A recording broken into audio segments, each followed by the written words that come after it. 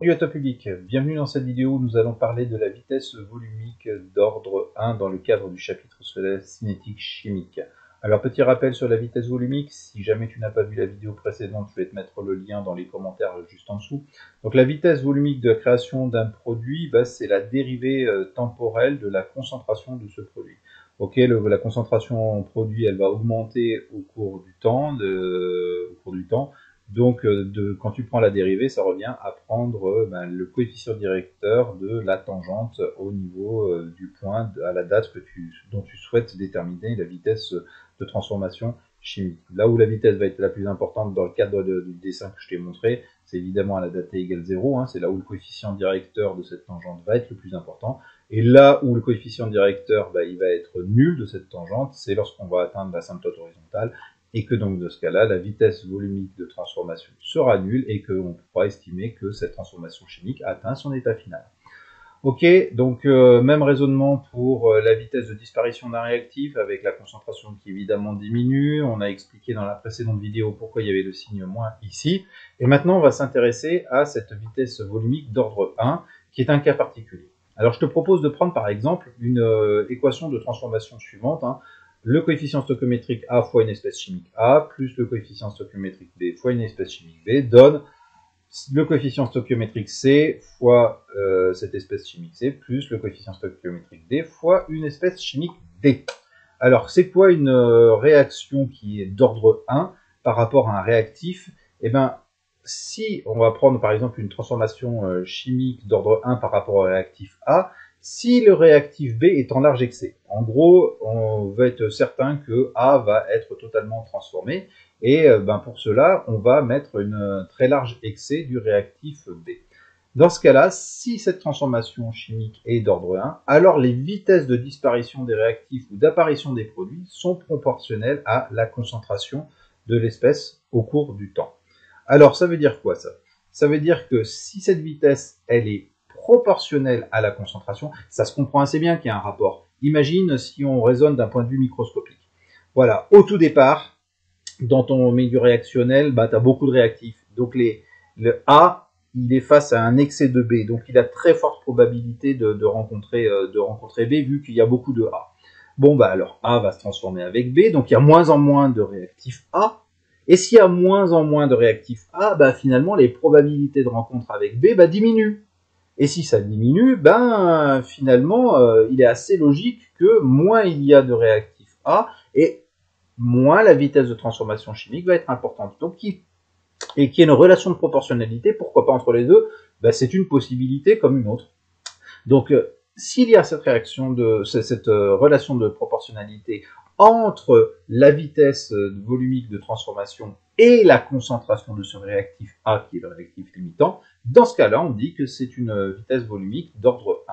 Et dans ce cas-là, on va pouvoir établir une équation. Dans le cas de A, alors A c'est un réactif, je te rappelle, la vitesse de disparition de A, c'est moins, t'oublies pas le signe moins, ça c'est un grand classique, la dérivée temporelle de la concentration de ce réactif A, qui est égale à une constante, K c'est une constante, fois la concentration de cette espèce chimique A au cours du temps.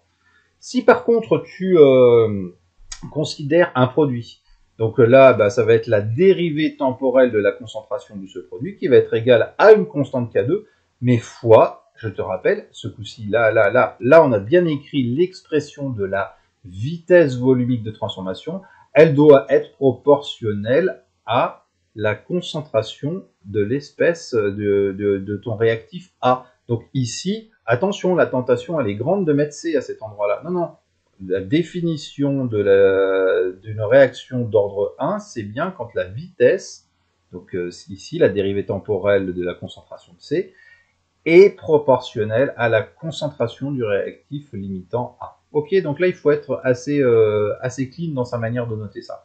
Alors, dans le cadre de la dismutation de l'eau oxygénée, j'ai pris une équation de transformation. Alors la dismutation c'est quoi? Dans un flacon d'eau oxygénée, tu as du peroxyde d'hydrogène, H2O2, et ce peroxyde d'hydrogène, il appartient à deux couples.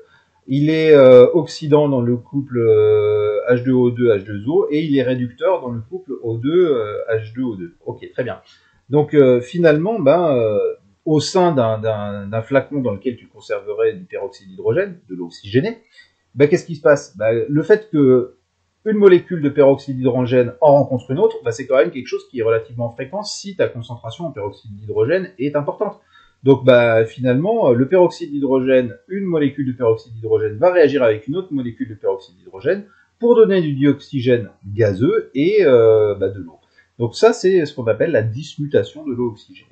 Alors si j'écris les équations de transformation en oxydoréduction, on obtient ça. Je vais passer rapidement là-dessus parce que ben, sur la playlist de ce chapitre-là, je t'ai mis des rappels pour revoir tes réactions, tes transformations en oxydoréduction. Donc si on avait ici à écrire la vitesse volumique de transformation chimique, et ben on écrit quoi?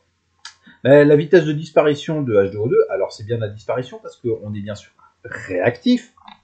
Je n'oublie pas le signe moins, c'est la dérivée temporelle de la concentration en peroxyde d'hydrogène, et ça va être égal à K fois, et ben finalement, le réactif limitant, qui est également notre peroxyde d'hydrogène, K fois la concentration de notre peroxyde d'hydrogène.